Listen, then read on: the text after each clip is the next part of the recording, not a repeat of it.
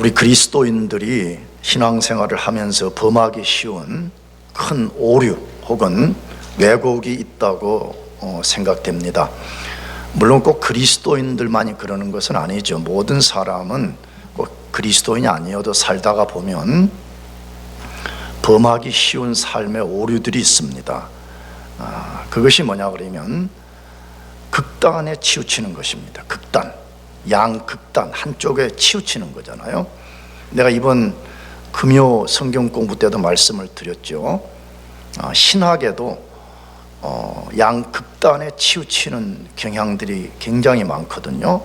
물론 다른 이론들도 그러겠죠. 학교에서도 어떤 전문 영역에 이런 이론의 극단, 저런 이론의 극단이 있듯이 신학에도 중심을 잡지 못하는 양극단에 치우치는 것처럼 신앙생활에도 극단에 치우치는 큰 오류, 큰 왜곡을 범할 수가 있습니다.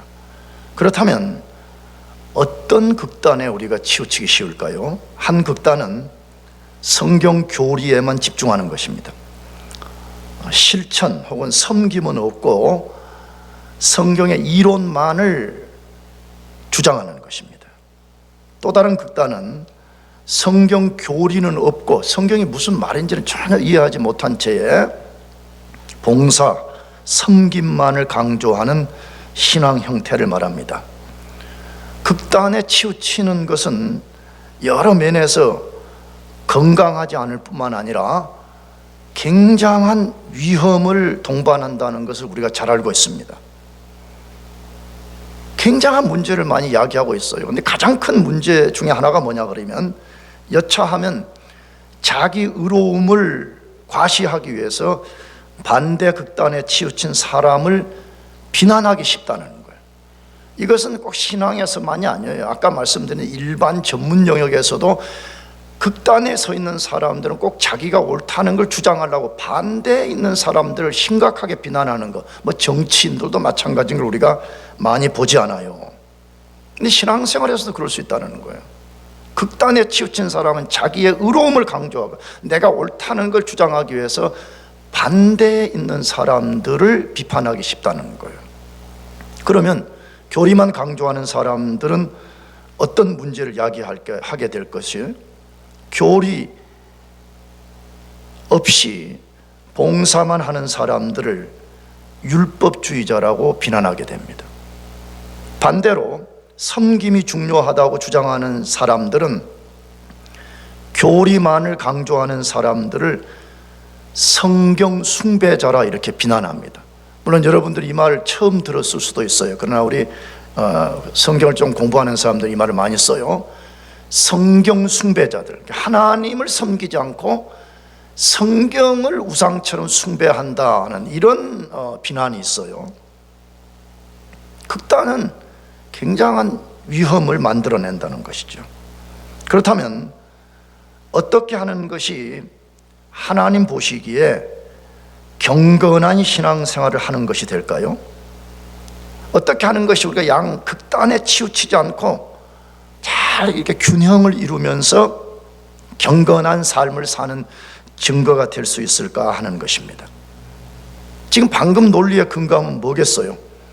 성경의 교리도 잘 아는 겁니다. 할렐루야. 성경의 교리, 다시 말하면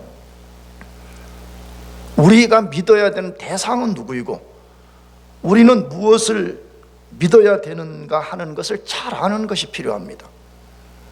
자주 말씀을 드리지만 이 성경에 여러 가지 이야기들이 많이 있습니다. 근데 성경의 가장 중요한 원리는 그거, 이 속에는 닥트린, 교리라는 게 있어요. 그게 뭐지요? 그게 바로 우리가 무엇을 믿을 것인가를 말해주는 거예요. 창세기의 스토리텔링으로 많은 이야기가 기록이 되어 있어요. 근데 그 중에 무슨 삼국지 이야기 들려두듯이 우리 흥미를 유발하려고 써놓은 것이 아니라 그 스토리텔링 안에서 우리가 믿어야 될 대상이 무엇이며 우리가 무엇을 붙잡아야 되는가를 알려준다. 그걸 흔히 말하면 교리라고 그렇게 말해요. 그러니까 우리가 그걸 잘 아는 게 중요해요. 성경을 많이 읽고 뭐 성경을 쓰기도 하고 뭐 어쩌고 하지만 가장 중요한 것이 뭐냐? 도대체 성경은 이 속에 우리에게 무엇을 말하느냐는 거예요. 무엇을 우리가 믿어야 되냐는 거예요. 무엇을 우리가 붙잡아야 되냐, 이걸 우리가 꽉 아는 것이 중요하다는 것이에요. 근데 우리가 그것만으로 전부가 아니고 그 교리에 근거해서 우리가 전인격, 우리 온 몸으로 우리가 믿는 그 내용을 순종하고 행동으로 섬기며 사는 것, 이게 교리를 바로 아는 지식과 그것에 근거해서 우리가 온 존재로서, 온 삶으로서 그걸 실천하고 사는 이 두 개의 균형을 잘 이룰 때만이 우리는 경건한 신앙생활, 균형 잡힌 신앙생활, 건강한 신앙생활을 할 수 있다는 것입니다. 그래서 예수님도 산상설교를 말씀하실 때 이 원리를 우리들에게 지금 말씀하고 있는 거예요. 그것이 산상설교는 5장에서 7장까지라고 말씀을 드렸는데, 5장에서는 우리가 믿고 살아야 될 원리, 아까 말한 교리 같은 걸 말하는 거예요. 우리는 도대체 천국 백성은 무엇을 믿어야 되느냐, 다시 말하면 천국 백성의 삶의 프린시플은 무엇이냐, 이걸 먼저 5장에서 말씀해요. 그 다음에 6장 1절부터 7장 12절까지가 또 하나의 큰 원리를 말씀하는데, 그것은 우리가 그렇다면 믿는 그것에 근거해서 우리가 어떻게 섬기며 살아야 될 것인지를 구체적 영역들을 하나씩 들어가면서, 너희가 이런 영역에는 어떻게 너희가 해야 되고 저런 영역에는 너희가 어떻게 해야 된다, 이것을 말씀하고 있습니다. 예수님이 우리 삶이 어떻게 할 때 균형 잡힌 신앙생활, 경건한 삶이 될 수 있는지를 아주 명확하게 알려주고 있습니다. 아주 분명하게 알려주고 있습니다.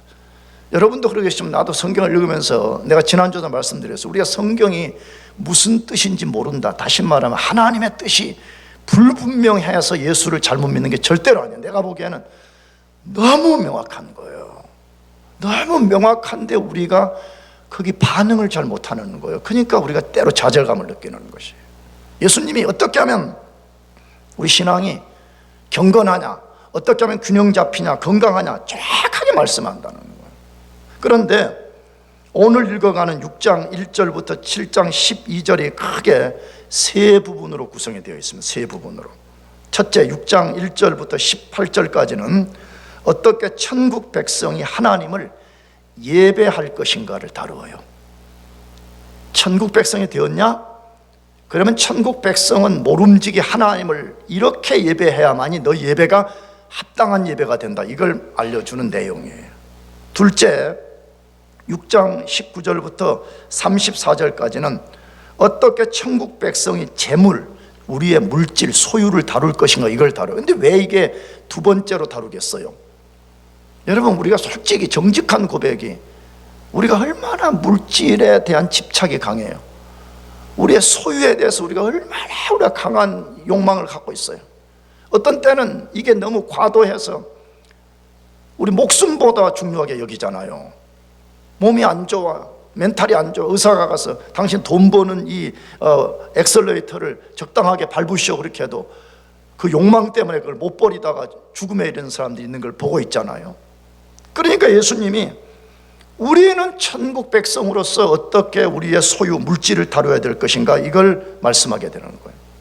그 다음에 세 번째, 7장 1절에서 12절까지에서는 어떻게 천국 백성이 다른 사람들을 대할 때 우리는 어떤 원리를 갖고 대해야 되는가 하는 것을 말씀하고 있습니다. 자, 그런데 이 첫 번째 해당하는 천국 백성이 어떻게 하나님을 섬길 것인가 하는 요 분야에 우리가 들어가면 거기는 세 가지를 말해요. 예배하는 때 우리가 어떻게 예배해야 되는가 할 때 구체적으로 세 가지 영역을 말씀하는데, 구제, 기도, 금식입니다. 구제와 기도와 금식을 말씀하고 있습니다. 이 세 가지는 신앙생활, 경건의 매우 중요한 영역이라고 말씀해요. 당연하지 않겠어요? 중요하니까 이걸 제일 먼저 지금 언급하는 거죠. 구제, 기도, 금식. 왜 이게 매우 중요한 것이라고요? 이게 하나님을 예배하는 것과 직접 관련이 있기 때문에 그래요. 그러므로 지금 우리가 깨달아야 되는 게 뭐예요? 구제라는 영역이 어디 속에 들어있다고요? 예배라는 영역 속에 들어있다는 거예요. 그러므로 구제, 기도, 금식이 하나님을 직접적으로 예배하는 것과 관련이 되어 있기 때문에 이것이 매우 중요한 경건의 영역이라는 것이에요. 그래서 예수님이 너희가 이것을 올바르게 한다면 이 세 가지 것 때문에 너희가 굉장한 유익과 상을 받을 거라는 거예요. 그러나 너희가 이 세 가지를 잘못된 원리로 이걸 사용한다면 오히려 그 세 가지가 너희를 불행하게 만들 거라는 거예요. 그러잖아요. 항상 고귀한 것은 사단이 역사하기가 쉽고요, 항상 좋은 것은 도둑이 끌기 쉽고요, 항상 좋은 것은 빨리 변질되기가 쉽습니다. 구제, 기도, 금식의 세 가지는 하나님을 직접 우리가 예배하는 것과 관련이 되어 있기 때문에 이게 굉장한 블레싱의 수단이 된다는 거예요. 그러나 이걸 너희가 잘못된 동기, 잘못된 태도로 너희가 한다면 오히려 그것이 너희를 치명적으로 너희를 해롭게 만들 것이다, 그렇게 말씀하는 것이에요. 그러므로 우리는 오늘 예수님의 가르침을 따라서 구제에 대해서 우리 잘 배우는 것이 필요합니다. 오늘은 뭐 구제라는 건 도대체 뭐냐 하는 거예요. 근데 구제 그러면 우리는 보통 그냥 가난한 사람만 도와주는 거다 이렇게 생각하는데, 성경의 구제의 개념은 첫째로 정말 그래요. 우리의 물질을 헐어서 가난한 사람들을 돕는 걸 구제라고 그래요. 그러나 성경은 그렇게 말하지 않고 교회에 헌금을 드리는 것도 구제라고 그렇게 말해요. 그걸 큰 넓은 범주 안에 들어있어요. 그래서 영어 성경들은 대부분 이것을 giving, 이렇게 드리는 것으로 다 번역을 만들어 놨어요. 그러므로 오늘 우리가 구제라는 단어를 들을 때는 실제 문자적으로 내 소유를 가지고 가난한 사람, 어려움의 극단에 서 있는 사람을 돕는 것일 뿐만 아니라 내가 교회에 헌금을 드리는 것도 구제라는 것을 염두에 두면서 우리가 구제에 대해서 잘 배우는 것이 필요해요. 그러면 천국 백성은 어떤 원리로 구제해야 될까요? 첫 번째로 예수님의 명령을 따라서 구제에 실제적으로 힘을 써야 됩니다. 예수님 명령을 따라서 구제에 실제적으로 뭘 하라고요? 힘을 써야 돼요. 실제적으로. 자꾸 우리가 구제는 하지 않으면서 뭐 교회는 구제를 하니 어쩌니, 여러분 나는 그럴 필요가 없다고 생각을 해요. 이따가 뒤에서 여러분이 깨닫겠지만 우리가 그렇게 할 필요가 하나도 없어요. 우리 자신이 하나님 앞에 실제적으로 구제에 힘을 쓰는 것이 필요하다, 이것이에요.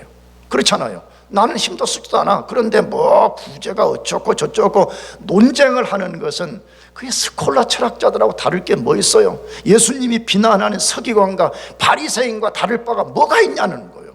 그러므로 우리 자신이 예수님 명령을 따라서 구제에 정말 힘을 써야 됩니다. 그래서 어디서 말해요? 마태복음 6장 1절 말씀인데 한 번 더 같이 읽어보겠습니다. 시작.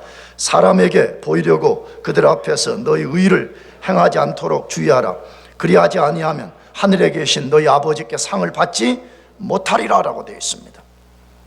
이 말씀은 지금 방금 읽은 6장 1절 이 말씀은 6장 2절부터 7장 12절까지 나오는 경건과 관련된 일들을 우리가 어떤 원리로 해야 될 것인지에 대한 핵심적 서론을 보여주는 거예요. 우리는 논문 쓰면 그러잖아요. 앞으로 여러분들이 이제 뭐 박사 논문 쓰시겠지만 박사 논문을 쓰면 그 서론을 우리가 잘 써야 되잖아요. 왜? 서론은 앞으로 이 본론에 내가 무엇을 전개할 것인가를 서론에서 보여주는 거잖아요. 이게 굉장히 이게 중요해요.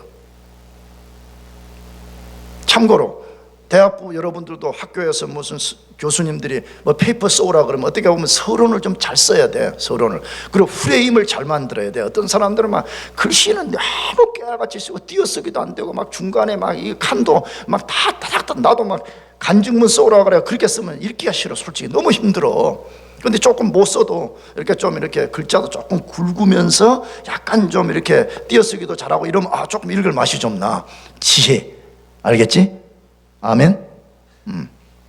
물론 이건 아멘 안 해도 되지만, 물론 교수님도 계시면 분명히 그렇게 나도 그래.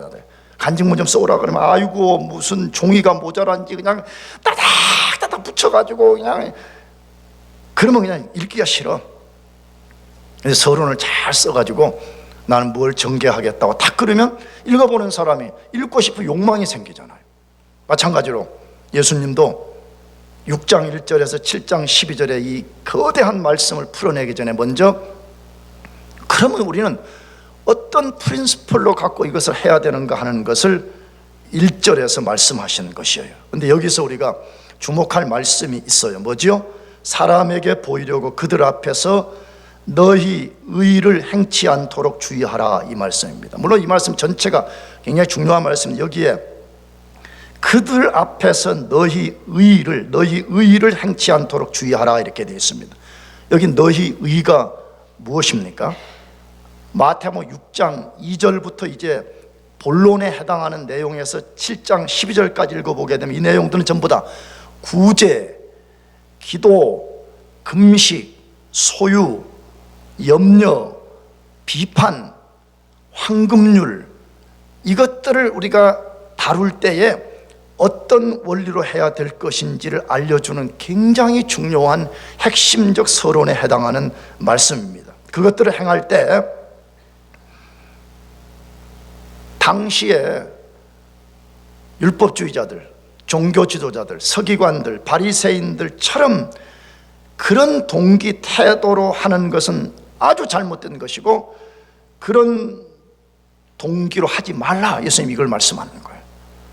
근데 우리가 주목할 게 뭐예요?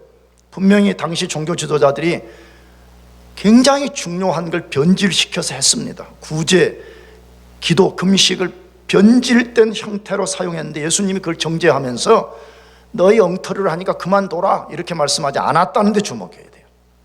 너희 똑바로 못하니까 그냥 그만둬 이렇게 하지 않고 예수님이 무엇이 잘못되었는가를 정확하게 지적하시고 바른 원리를 말씀하시면서 바른 원리 속에 이걸 하도록 힘을 써라, 예수님이 지금 그렇게 말씀하고 있다는 걸 우리가 주목해야 되는 것입니다. 그 중에 첫 번째 해당하는 구제에 대해서 마태복음 6장 2절에서 4절에 말씀을 주셨는데 이것도 우리가 가만히 들여다보면 예수님이 구제 이제 그만해, 집어치워 이렇게 하지 않고 다양한 접근 방법을 통해 가지고 올바른 태도를 가지고 구제하는 일에 힘을 쓰라라고 말씀하고 있습니다. 그래서 서론에서도 그렇고 구제의 본론에서도 그렇고 또 다른 성경 많은 곳에서도 보게 되면 구제에 힘을 써라, 구제에 힘을 써라, 올바른 태도를 가지고 구제에 힘을 쓰라고 말씀하고 있습니다. 그렇다면 왜 예수님은 천국 백성된 그리스도인들에게 구제에 힘을 쓰라고 하실까요? 왜 우리 보고 구제에 힘 쓰라고 말씀하냐 하는 것이에요. 여러 가지 이유가 있습니다. 만약에 이걸 제목 설교를 한다 그러면 왜 구제에 힘써야 될까? 그렇게 하고 뭐 1번, 2번, 3번, 4번, 5번, 6번 이렇게 할 수 있을 것 같아요. 그러나 우리가 오늘 그렇게 할 수 없기 때문에 그 여러 가지 중에 제가 두 가지만 소개하려고 그래요. 첫째로는 구약과 신약 성경을 통해서 하나님이 일관되게 구제에 힘을 쓰라고 말씀하기 때문입니다. 하나님은 구약이나 신약에 똑같은 하나님입니다. 근데 구약 성경에도 보면 여러 군데 모세오경, 선지서, 시편 수많은 곳을 읽어보게 되면 구제를 반드시 말씀해요. 구제에 힘을 써라, 구제에 힘을 써라 말씀해. 근데 신약에 와서도 동일하다는 거예요. 예수님도 그렇게 말씀하셨고 예수님의 제자들인 사도들도 그렇게 말씀했고 사도성을 가지고 성경을 기록한 사람들이 쓴 성경도 보게 되면 일관되게 가난한 자들에 대한 배려, 구제를 잊어버리지 말라 이렇게 말씀하고 있습니다. 왜? 반복해서 말씀하고 구약에서나 신약에서나 어제나 오늘이나 하나님이 구제에 힘쓰라고 말씀하시냐 이거예요. 왜 그런 거예요? 죄로 물든 이 세상은 여러 이유로 실제로 자신의 힘만으로 가난을 이겨낼 수 없는 사람들이 많기 때문이라는 거예요. 실제 그렇잖아요. 우리 주변에 정말 절대 빈곤, 절대 가난 가운데 있는 사람들이 얼마나 많아요. 물론 우리 가운데는 뭐 절대 빈곤은 아니겠지만 그래도 분명히 우리 구제가 필요한 사람들이 이 가운데 있을 거예요. 우리가 비록 선진국이라는 미국 혹은 우리 대한민국에 살아도 주변에 얼마나 가난하고 절대 빈곤 가운데 있는 사람들이 많아요. 우리가 눈을 조금만 열어서 보면 지금 저 무슨 베네수엘라니 뭐 지금 남미 사람들의 뭐 나라를 탈출해가지고 가는 그 비참한 상태 떨어진 사람들, 한국의 무슨 쪽방에 사는 사람들, 말로 다 할 수 없는 그 가난의 끝자락에 와 있는 사람들을 우리가 볼 수가 있잖아요. 여러분, 가난에 처하게 되면 어떻게 됩니까? 가난은 가장 단순하게는 우리를 불편하고 고통스럽게 만듭니다. 나가서 개인의 인격이 말살당하게 만들어버립니다. 돈이라는 것은 그런 약간 좀 성질이 있어요. 돈 없으면 인격도 말살당하는 경우들을 우리가 종종 경험하잖아요. 심지어 가진 자들의 노예가 되는 경우를 우리는 너무나 많이 보고 있습니다. 그래서 하나님은 우리 주변에 가난한 자에 대한 배려를 잊지 말라고 하시는 거예요. 목사님 뭐 이렇게 잘 사는 나라에 뭐 가난한 자가 있겠어요? 아니라니까. 생각보다 우리가 모르는 우리 주변에 구제가 필요한 사람들이 많이 있다고 성경이 말씀해요. 그래서 우리가 그들에게 손을 내밀으라고 말해요. 그들에게 배려를 잊어버리지 말라라고 말씀하고 있어요. 그것을 구약 성경에 가장 대표적인 말씀 하나가 있는데 소개하려고 그래요. 잠언 22장 2절 말씀이에요. 같이 읽어보겠습니다. 같이 시작. 빈부가 섞여 살거니와 무릇 그들을 지으신 이는 여호와시니라. 다시 시작. 빈부가 섞여 살거니와 무릇 그들을 지으신 이는 여호와시니라. 하나님이 가난한 자, 부자들 다 창조했다는 게 단순하게. 근데 놀라운 사실은 빈부가 뭐하게 했다고요? 섞여 살도록 했다는 거예요.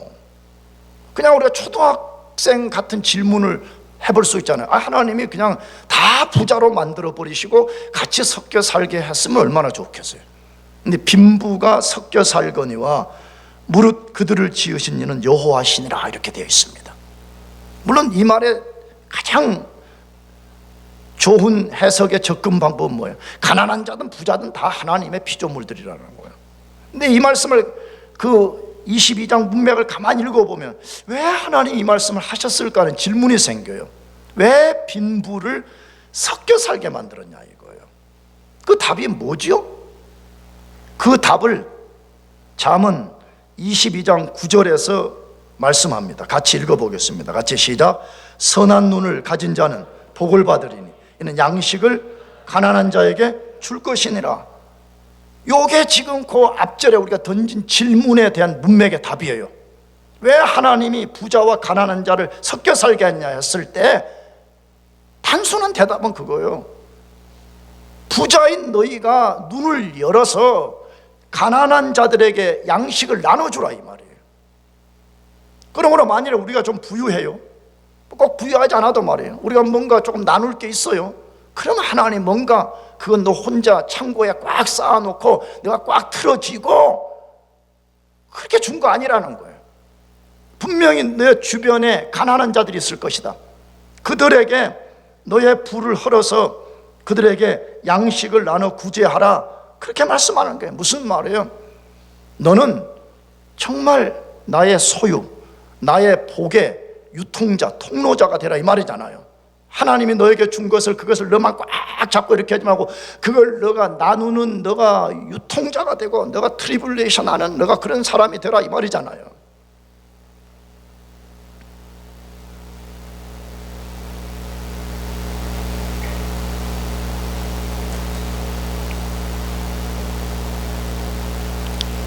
예수 그리스도의 사람들은 마지막 창고가 아니라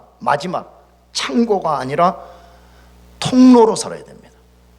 자기 안에 물질이 들어오면 다시는 나가지 않는 인색하고 깍쟁이 같은 자기 창고에 깍 가둬놓고 자물쇠를 채우는 그런 사람들이 아니라 우리는 끊임없이 하나님의 공급을 또 다른 사람들에게 나누는 그런 사람으로 살라고 우리들에게 말씀하시는 것이에요.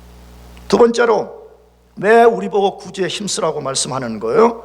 그것은 구제에 힘쓸 때 우리는 무엇으로 사는 사람인지를 드러내기 때문이라는 거예요. 다시 말하면 우리가 구제를 하려면 우리가 소중히 여기는 우리의 재물을 헐어내야 되잖아요. 희생을 해야 되잖아요.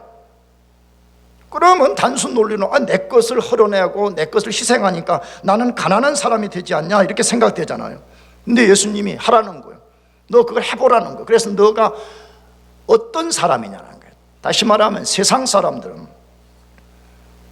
죽을 때까지 다 쓰지도 못할 돈을 창고에 채우잖아요. 왜 그러는 거예요? 그 사람들은 안전의 근원이 물질에 있다고 생각하는 거예요. 하나님이 나의 공급자라는 것을 믿지 못하기 때문에 그런 사람들은 나의 안전은 돈이다 이거예요. 나의 안전은 소유라는 게, 나는 더 많은 걸 쌓아야 된다 이거예요. 근데 예수님이 뭐라고 말씀하냐? 천국의 백성들은 세상 사람들과 다른 멘탈리티를 갖고 살아라는 거예요. 다른 가치관을 갖고 사는 거예요. 다른 세계관을 갖고 살아라는 거예요. 어떻게? 내 것을 헐 때 단순 논리로는 내가 내 물질이 희생을 당하는 거지만 내가 이것을 통해서 나는 물질을 안전의 근원으로 삼지 않고 하나님을 나의 안전의 근원으로 삼는다는 것을 내가 드러내라는 것이에요. 내가 만약 그렇게 한다면 너는 이 세상 사람들처럼 물질을 안전의 근원으로 삼지 않고 하나님을 안전의 근원으로 삼는 사람이 될 것이다. 이걸 우리들에게 말씀하고 있는 것이에요. 그러나 이따 뒤에 다루겠지만 만일에 우리가 그렇게 한다면 하나님 나라에는 패러독스가 있다는 거예요. 역설이 있다는 거예요. 무슨 역설이에요? 너가 내 말을 따라 진짜 가난한 사람에게 너의 소유를 희생해서 구제한다면 내가 그 일을 더 잘하도록 더 많은 것으로 채우실 것이라는 거예요. 혹시 여러분들 헌금하라고 내가 여러분들을 유혹하는 말이 아니에요. 헌금에 인색하고 잘 안 되는 사람들이 있다면 집에 가서 고린도후서 8장과 9장을 찬찬하게 읽어보세요. 하나님이 사도 바울을 통해서 헌금하는 사람에게는 헌금을 더 많이 하도록 하나님 더 채워주시겠다 약속을 하는 거예요. 그러니까 안 하면 어떻게 돼요? 누가복음 말씀처럼 그 사람이 있다고 생각하는 것까지도 하나님 다 거둬가셔버리는 거예요. 성경 말씀에 당연하지 않겠어요? 아니 내가 헌금을 해, 내 걸 희생해서. 근데 하나님 나에게 공급도 안 해주고 자꾸 헌금만 하라고 하면 여러분 그런 하나님은 히틀러 같은 하나님이에요. 근데 성경은 말해요. 너가 만약 그 일을 한다고 하면 하나님 더 많이 채우실 거라는 거예요. 구제도 똑같은 거 아니겠습니까? 하나님이 우리 보고 구제하라 그래. 그래서 나는 세상 원리를 따르지 않고 하나님 말씀대로 내가 그렇게 하는 거예요. 그런데 하나님 안 채워준다. 그런 논리적으로 말이 안 되는 거잖아요. 정말 이게 혹시 돈 놓고 돈 먹기 이런 식으로 또 이해할까 봐서 조심스러운데 하나님은 우리가 넘치게 하면 더 넘치게 하신다고 말씀해. 할렐루야. 그러므로 우리가 산상설교의 말씀, 다시 말하면 내가 천국 백성이 진짜 맞다면 우리는 자꾸 세상 원리에 지배당하지 말고 내 거 이만큼 헐어냈는데 내가 손해보는 거 아니냐, 그런 정신을 우리가 탁 던져버려야 됩니다. 예수님 말씀 그대로 구제에 힘쓰라. 예, 알겠습니다. 구제에 힘을 쓰겠습니다. 여러분 모두가 구제에 힘쓰는 성도들 되기를 축복합니다. 두 번째로 천국 백성은 어떤 원리로 구제해야 된대? 우리의 구제의 동기를 바르게 행해야 된다고 말해요.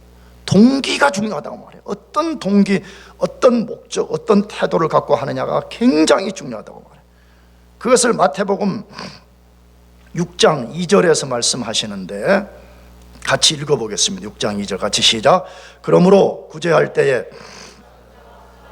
영광을 받으려고 회당과 거리에 사는 것 같이 너희 앞에 나팔을 불지 말라. 진실로 너희에게 이르노니 그들은 자기 상을 이미 받았느니라. 앞절에서는 구제에 힘을 쓰라고 말씀했어요. 그러면서 방금 읽은 성경에는 너희 구제에 힘을 쓰되 그 구제는 동기가 올바라야 된다, 이렇게 말씀하는 것이에요. 동기가 올바르지 않으면 하나님이 받지도 않으시고 변질되고 오히려 그것은 우리를 해롭게 만드는 것이 된다는 거예요. 그러면서 예수님이 이러이러한 동기를 갖고는 하지 말라고 말씀해요. 그게 뭐지요? 외식, 위선입니다. 하이포크리스죠.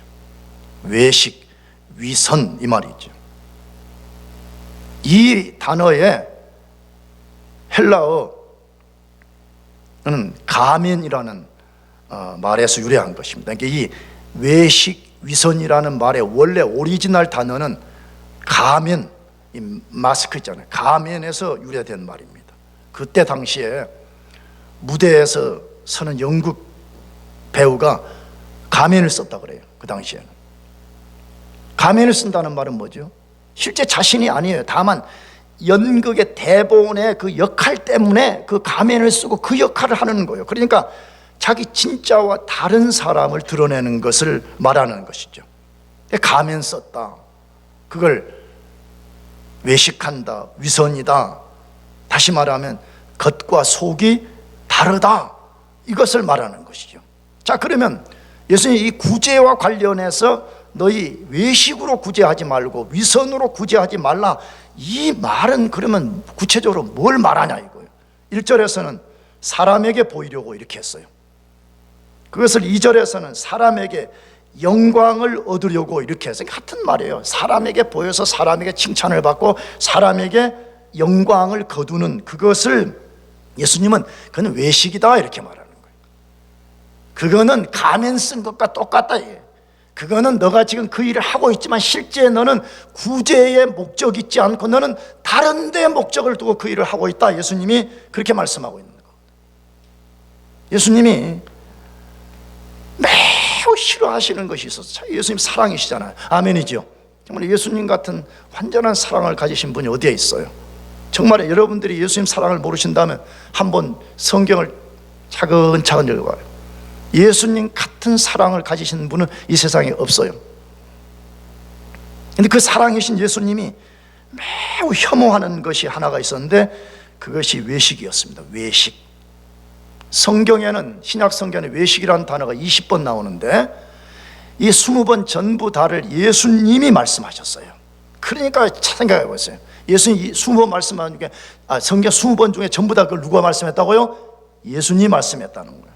그리고 성경을 조금 읽어본 사람들은 알지만 마태복음 23장에 보게 되면 화의 메시지를 전했어요. 화 있을진저 서기관들과 바리새인들아 화 있어 화 이걸 예수님 말씀했는데 여기 문맥에서도 6번에 걸쳐서 외식을 경고했습니다. 화 있을진저 외식하는 서기관들과 바리새인들이여 이렇게 하면서 6번이나 어떤 성경은 그 생략된 것까지 하면 7번 되어 있는데 7번이나 예수님께서 외식하는 서기관과 바리새인들을 향해서 화가 있을진저 이렇게 말씀했다는 거예요. 그러면 예수님은 왜 이렇게 외식을 혐오하셨을까요? 이미 우리가 살핀 대로 구제는 하나님의 명령을 따라 행해지는 하나님을 예배하는 행위입니다. 그런데 하나님을 영화롭게 하는데 목적을 두지 않고 자기 자신이 사람들로부터 경건한 사람이라는 칭찬을 받아서 하나님의 영광을 가로채버리는 행위이기 때문에 예수님이 이것을 매우 싫어한다는 것이에요. 여러분, 예배는 이렇게 우리가 모여서 워십, 찬양 부르고 목사가 와서 설교하고 하는 이것만이 예배가 아니라고 성경이 말해요. 구제도 하나님 명령을 따라서 가난한 자에게 손을 내미는 것도 예배라고 말하는데 여러분, 예배의 영광을 받으실 분은 우리 자신이 아니라 하나님입니다. 아멘이죠. 그런데 목적을 달리하는 거예요. 동기를 달리하는 거예요. 뭐라고? 내가 이만큼 베풀어서 사람들이 나한테 참 괜찮은 사람이다, 대단하다, 박수 받으려고 만약 그렇게 한다면 너가 하는 그 행위는 겉으로는 내가 굉장히 칭송받을 행위를 하고 있지만 실제 너의 속내는 하나님의 영광을 가로채는 행위다. 페이크 쓴다는 거예요. 가면 쓴다는 거예요. 하이포크리시 속에 있다는 거예요. 그래서 예수님이 그것을 매우 혐오하셨습니다. 예수님이 나가서 그런 동기를 갖고 구제하는 사람들이 드러내는 특성이 있다고 말해요. 그런 특성이 뭐라고 말하죠? 회당과 거리에서 하는 것 같이 너희 앞에 나팔을 분다 이렇게 되어 있어요. 이 말은 교회 조금 다니면 알잖아요. 예수님 당시에 종교 지도자들인 율법주의자들이 서기관 바리새인들 대표적으로 기도 같은 거 할 때 길거리 여기에서 말이에요.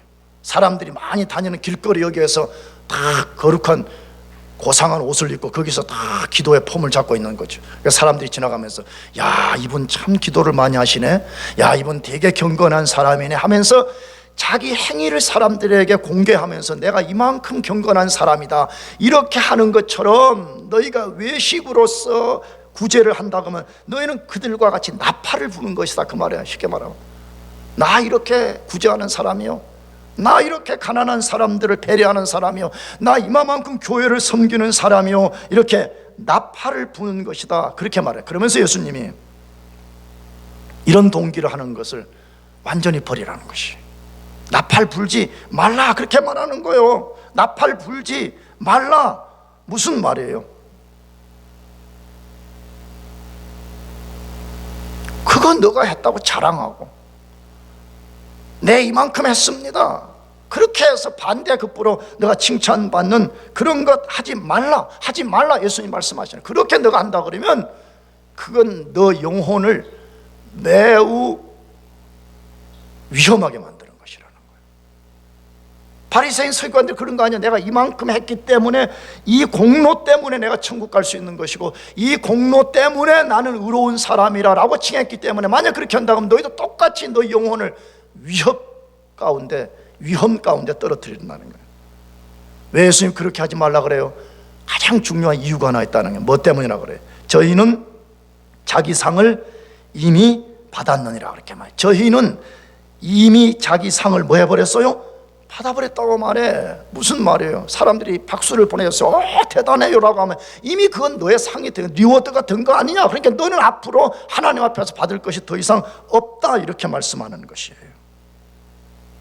사람을 의식하고 하는 사람은 하나님께 영광을 돌릴 수 없을 뿐만 아니라 자기 행위에 집착하기 때문에 영적으로 구제하면 할수록 교만해지고요, 그런 사람은 절대 영적으로 성장할 수 없습니다.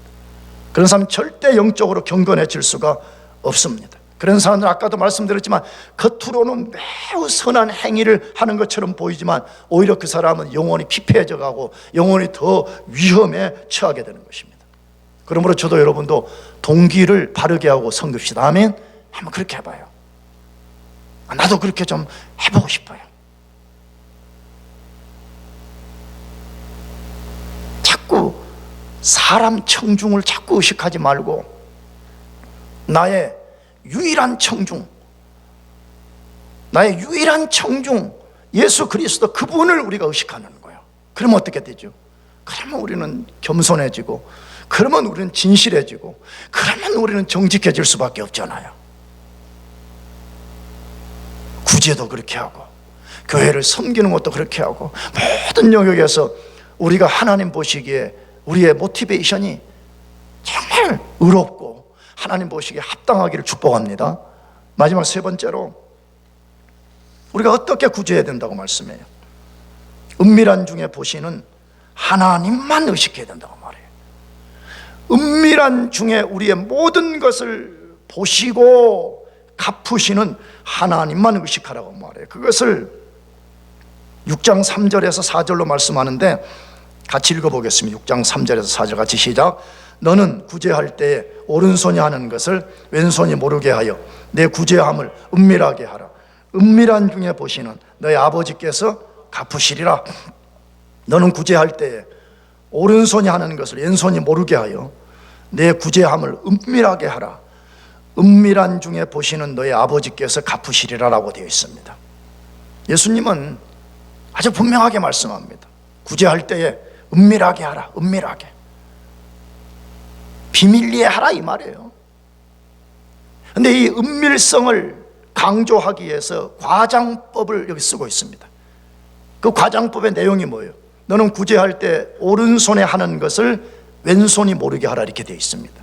정확한 헬라어는 어떻게 되어 있냐 그러면 너의 왼쪽이 하는 것을 오른쪽이 모르게 하라 이렇게 되어 있어요. 그런데 이것을 번역하는 과정에서 손을 넣은 거예요. 당연히 뭐 왼쪽 오른쪽 그런 손을 묘사한 거라고 아마 생각한 모양이에요. 근데 원래는 너 왼쪽이 하는 것을 오른쪽이 모르게 하라 이렇게 되어 있어요. 그런데 왜 예수님이 이렇게 말씀하셨을까 하는 것이에요. 그것은 은밀성을 강조하기 위해서 그렇게 하시는 것입니다. 은밀하게 하라. 나팔 불고 공개하고 그 사람들이 너에게 칭송을 보내는 거기에 집착하지 말라는 거예요. 심지어 너 자신이 구제한 그 행위조차도 너가 잊어버리게 하라는 거예요. 왜 왼손이 하는 걸 모르게 하듯이 그렇게 하라, 그렇게 말하는 거예요. 그러면 왜 우리가 그런 자세로 해야 되냐는 거예요. 왜 그렇게 은밀하게 하는 것을 하나님이 혹은 예수님이 그토록 요구하시냐는 거예요. 그렇게 할 때만이 그 행위가, 그런 행위를 한 자신을 망가뜨리지 않을, 우리 자신을 망가뜨리지 않을 뿐만 아니라 우리의 구제를 받는 사람들을 비참하게 만들지 않을 수 있기 때문에 그렇습니다. 무슨 말인지 이해되겠어요? 여러분, 상식적으로 볼 때도 어떤 사람이 누군가를 구제를 베풀었어요. 근데 구제해준 그 사람이 다른 사람들에게 가서 막 떠벌리는 거예요. 아, 내가 그 친구가 너무 비참했기 때문에 내가 이렇게 베풀었노라. 만약에 그렇게 하면 그 구제를 받은 사람이 그 사실을 알게 되면 얼마나 민망하고 자존심이 상하고 수치심을 갖게 되겠어요. 그러니까 예수님이 말씀하는 거예요. 뭐라고? 은밀한 중에 보시는 하나님 앞에서 은밀하게 하라. 은밀하게 하라. 여러분, 이게 내가 볼 때는 우리 신앙생활에 굉장히 우리가 이것을 공고히 하고 이걸 키워나가야 되고 우리가 이 분야에서 좀 사활을 걸어야 돼. 다시 말하면 나는 누가 알아주지 않아도 이걸 내가 정말 할 수 있냐는 거예요. 누가 나에게 박수를 보내지 않아도 내가 이것을 진짜 할 수 있겠냐는 거예요. 내가 볼 때는, 난 딴 목사님들은 모르겠어. 나 자신을 볼 때도 한심해. 뭐냐 그러면, 아니 목사가 돼가지고도 나도 그래. 어떤 때는 누가 좀 나에게 박수를 좀 안 보내주는가 막 그게 좀 갈급할 때가 좀 있어. 그럴 때마다 얼마나 내가 이 속이 보이는지 모르겠어요. 근데 이거 그런 거 말고 말해요. 우리가 정말 뭐 유상화가 나를 알아주든 말든 상관없이 내가 은밀하게 이 일을 진짜 하나님 앞에서 할 수 있냐는 거예요. 나의 유일한 청중이신 그분 앞에서 내가 이거 할 수 있냐. 내가 몇 년 전에 이야기했어요. 내가 한 번은 저 블루리지 마운틴이라는 산에 등산을 갔는데, 뭐 등산이라는 게 뭐 어마어마한 걸 갖췄다면 그냥 대충 입고 간 그런 등산이에요. 근데 갔는데 갑자기 내가 깊은 산골에 들어갔는데 어느 계곡에 정말 이렇게 내 이게 손으로 막 한 몇 개 이렇게 장년이 안을 만한 그런 나무가 한 그루가 딱 서 있는데, 그것도 막 계곡에 깊은 계곡 이게 또 흘러가는데, 내가 그때 문득 그런 생각이 들었어요. 어떻게 저런 나무들은 그 수백 년 동안 그 자리를 지키면서 누가 박수를 보내주지 않아도 어떻게 저기서 봄, 여름, 가을에 이렇게 풍성한 잎을 내면서 산소를 공급하고 그늘을 만들고 그 자리를 묵묵하게 지킬 수 있을까? 어떻게 누가 박수를 보내주지도 않는 이 외로운 골짜기에서 이걸 할 수 있을까? 그런데 문득 이런 생각이 드는 거예요. 유일한 청중 누구라고요? 하나님. 비록 큰 나무에 불과한 피조물이지만 유일한 청중이신 하나님, 그분을 의지하고 수백 년 동안 그 자리를 지키는 모습을 볼 때 부끄러운 거예요. 목사가 돼가지고 내가 누가 알아주지 않아도 내가 교회예요. 내가 누가 안 해도 내가 구제하는 거예요. 내가 누가 알아주지 않아도 내가 하나님의 명령에 내가 순종해서 가는 거예요. 이걸 우리가 길러낼 수 있냐는 거예요. 이걸 진짜 길러내야만이 우리가 진짜 성화되어 가고 우리가 진짜 경건한 사람이 될 수 있고 우리가 진짜 균형 잡힌 그리스도인이 될 수 있다는 것이에요. 이게 얼마나 중요한 것이면, 예수님이 구제, 기도, 금식, 이 하나님을 예배하는 영역에 이 말씀을 하실 때 공통적으로 반복되는 단어가 있어요. 그게 뭐냐 그러면, 사람에게 보이려고 하지 말고 은밀한 중에 보고 갚으시는 하나님 앞에서 해라. 이걸 반복해서 말해요. 근데 그 반복을 어디서 말하는지 한번 살펴봅시다. 먼저 사람에게 보이지 말라 하는 거 6장 2절에, 그러므로 구제할 때 외식하는 자가 사람에게서 영광을 받으려고 하지 말라 이렇게 되어 있어요. 5절, 또 너희는 기도할 때 외식하는 자와 같이 하지 말라. 그들은 누구에게 보이려고? 사람에게 보이려고.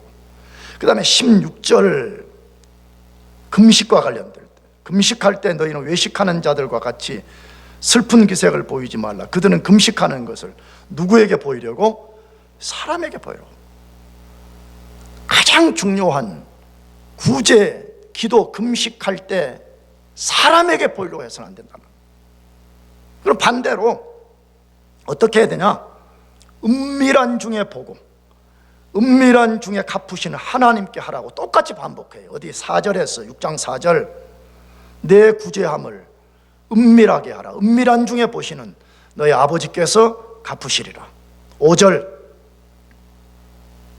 6절 하반절, 은밀한 중에 계신 내 아버지께 기도하라. 은밀한 중에 보시는 내 아버지께서 뭐 하실 것이다? 갚으실 것이다. 그 다음에 18절, 똑같은 금식 내용이 똑같아요. 이는 금식하는 자로 사람에게 보이지 않고 오직 은밀한 중에 계신 내 아버지께 보이게 하려 함이라. 은밀한 중에 보시는 내 아버지께서 뭐 할 것이다? 갚으실 것이다. 반복해서 말해. 사람에게 보이려고 하지 말고 은밀한 중에 보고 계시고 은밀한 중에 그것을 갚으시는 하나님께 해라, 이렇게 말씀해요. 이걸 과연 우리가 할 수 있겠냐는 거예요. 왜? 너무 사람들의 칭찬에 목말라 있고 사람들의 평판에 너무 굶주려 있는 우리들이 왜 세상 사람들과 다른 세계관을 갖고 이걸 할 수 있겠냐 하는 것이에요. 잘 생각해 봅시다.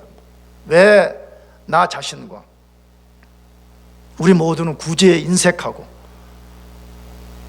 바른 원리로 하지 못할까요? 뭐 때문이에요?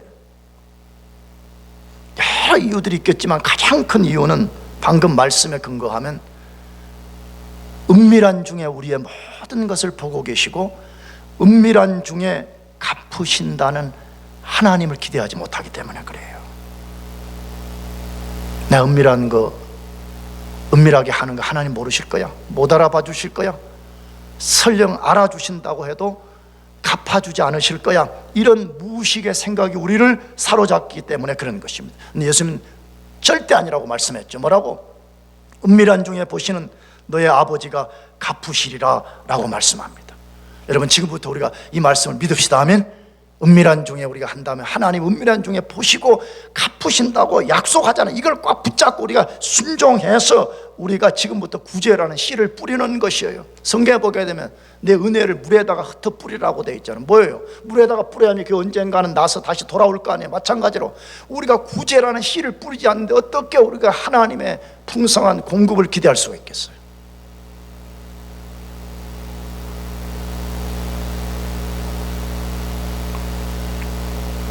그렇다면 교회에 굉장한 이슈가 되는 질문 하나 해볼 필요가 있어요. 우리는 구제를 할 때나 교회 헌금할 때 무조건 익명으로만 해야 되냐 하는 거예요.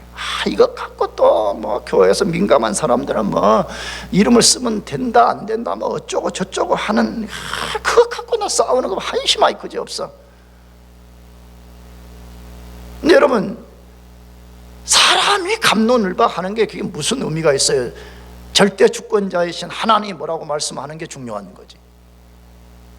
근데 이 갑론을박에 대한 좋은 답을 주는 이그젬플이 사도행전 4장 36절에서 5장 11절에 나오는 바나바와 그 다음에 아나니아 두 부부 이야기가 나와요. 이게 4장 하반절에는 요셉이라고 하는 바나바라는 사람 이야기가 써있고 바로 그 다음에 5장 1절부터 보게 되면 우리가 잘 아는 아나니아 삽비라는 두 부부 이야기가 나와요.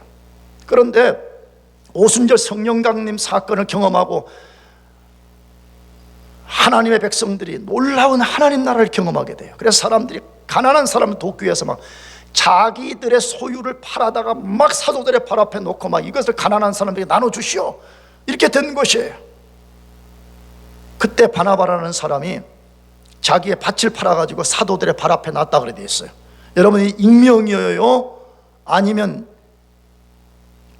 이름을 밝힌 유명이에요? 유명이잖아요. 바나바라는 이름이 분명히 밝혀졌으니까.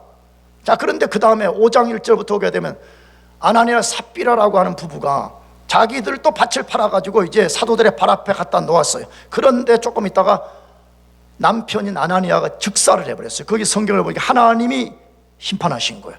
근데 그 다음에 조금 있다가 자기 남편이 죽은 줄도 모르고 저 밖에 나갔다가 삽비라가 돌아와가지고 사도들이 야, 너 밥한 값이 그거밖에 없냐 그러니까 부인도 같이 거짓말한 거예요. 예, 그거밖에 없어요. 그렇게 말하는데 그 자리에서 바로 성령이 삽비라를 쳐서 죽였더라 이렇게 돼 있어요. 자, 그러면 문제가 무엇이에요?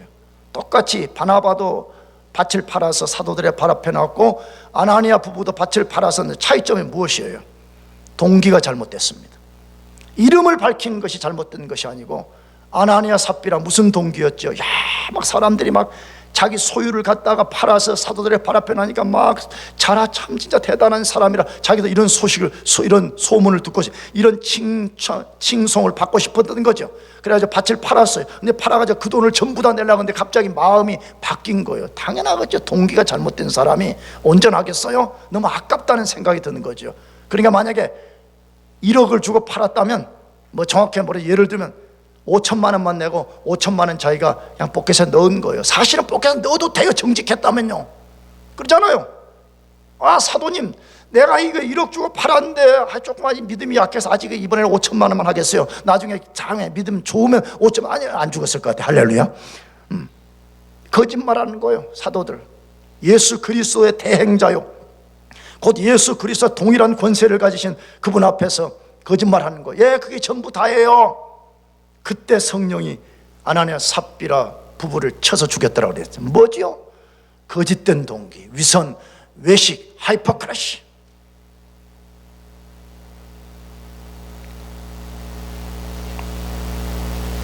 여러분, 성경은 우리가 장부한 목사가 이만큼 헌금을 했습니다, 이름을 썼다고 지금 문제를 삼는 게 아니라 너의 동기가 뭐냐는 거예요. 너는 이제 어떤 목적으로 이것을 하고 있냐는 것이. 사랑하는 교회 여러분, 오늘 성경 분명히 말씀합니다. 우리가 바른 동기를 갖고 구제하면 은밀한 중에 하나님이 갚으신다, 상을 주신다고 말씀해. 그냥 단순하게 믿읍시다. 아멘? 아멘 없어요? 단순하게 믿어요. 뭘 복잡하게 믿으려고 그러지. 무슨 예수 믿는 게 그렇게 복잡해요? 만왕의 왕이신 예수님이 너희가 바른 동기를 갖고 구제한다면 하나님이 은밀한 중에 상 갚으실 것이다 그러면 알겠습니다. 하나님이 하신다고 하시는 거잖아요. 그러므로 올바른 동기를 가지고 나도 여러분도 구제의 힘을 쓰면서 더 은밀한 중에 이것을 하면서 진실해지고 정직해지고 순전해지고 우리를 기쁘게 하는 것이 아니라 하나님을 기쁘시게 해서 인색하고 자기밖에 모르는 이 세대 속에서 하나님의 나라가 무엇이고 하나님의 백성들이 어떻게 사는 것인지를 증거하고 데몬스트레이션하고 이 세상의 반동분자로 살아가는 모두가 되기를 주의 이름으로 축복합니다. 기도하겠습니다. 우리 같이